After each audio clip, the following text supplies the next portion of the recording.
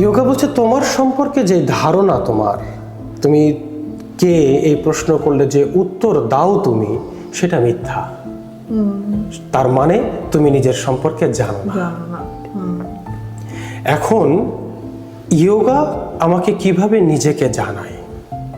Yoga এমন একটি process introduce করেছে, এমন একটা পদ্ধতি দিয়েছে, যার অনুশীলন শুরু করলে ধীরে ধীরে একটি মানুষ তার নিজের যে ফলস আইডেন্টিটি সেটা থেকে দূরে সরতে থাকে এবং নিজের যে ট্রু আইডেন্টিটি, যেটাকে ইয়োগা বলছে পুরুষা, প্রকৃতি নও তুমি, পরিবর্তনশীল এই body mind emotion intellect ego নও তুমি অপরিবর্তনশীল শাশ্বত একটি সত্তা, যে নারী না পুরুষ, যে হিন্দু মধ্য খ্রিস্টান আস্তিক নাস্তিক কিছুই না, একদম সে একটা বিশুদ্ধ সত্তা মাত্র, একটি শাশ্বত পরম সত্তা।